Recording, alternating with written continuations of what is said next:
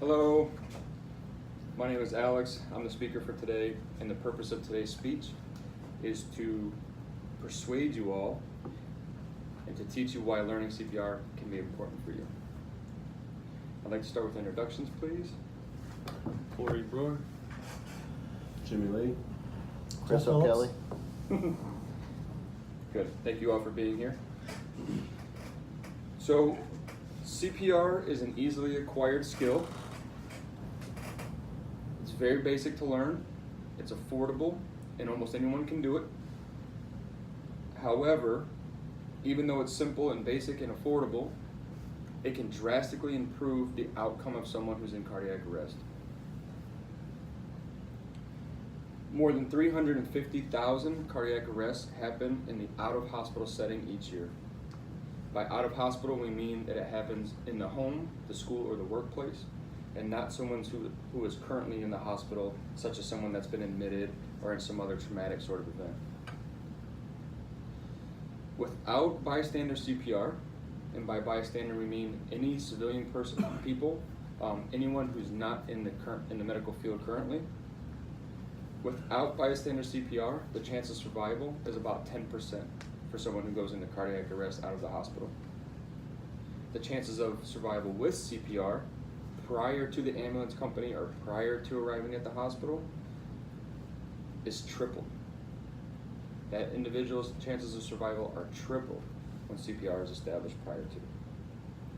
Unfortunately, current studies show that only 1/3 of all the people that go into cardiac arrest in the out-of-hospital setting receive CPR by someone. With out-of-hospital cardiac arrest occurring nearly 1,000 times each day, everyone who is capable of performing CPR should be. By capable, I mean they are physically and mentally able to learn the skill and then train properly to have it in the event that they need it.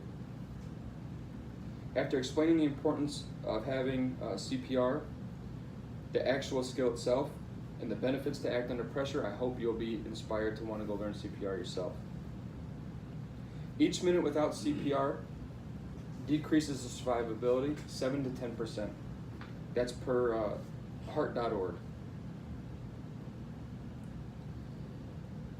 Because of the frequency of cardiac arrest and the extremely low chance of survival, without CPR, we need to equip the general public so that everyone, or as many people as possible, are able to provide that skill. Since nearly 1,000 people go into cardiac arrest in the home, school, or work setting, what we're really targeting are the individuals that succumb to heart attack, stroke, or choking. And these can be infants, adolescent, young adult, and the elderly alike. You can obtain CPR from several different organizations. Whether you go ASHE or AHA, they typically all are based on the AHA standard.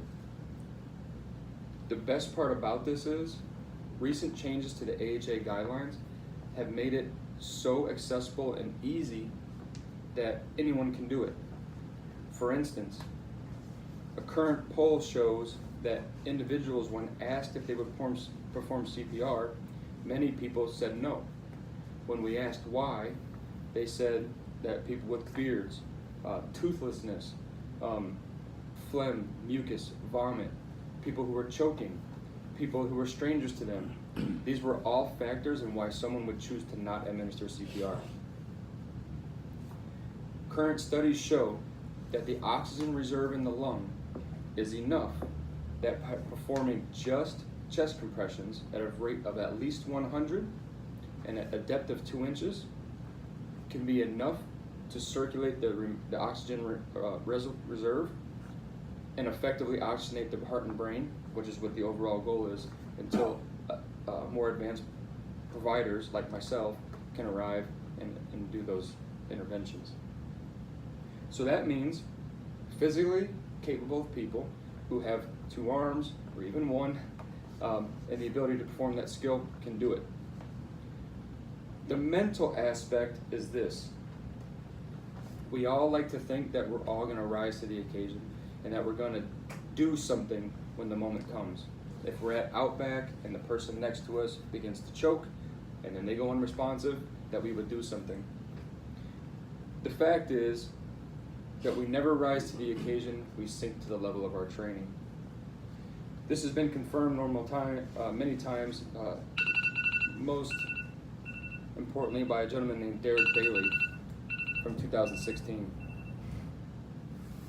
He wrote an entire article and actually there was a book based on this mentality. As I've explained to you, there's a definite need for civilians to be trained in CPR for the assistance of out-of-hospital cardiac arrest. You can reach out to your local organizations like the Red Cross, the church, the school, or the fire department to find a class that would be suitable for you.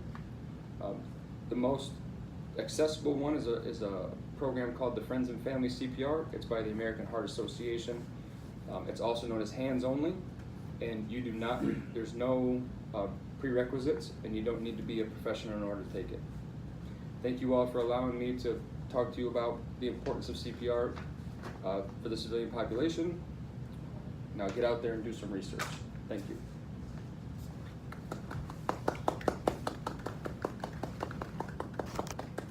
Okay. Stop. Stop.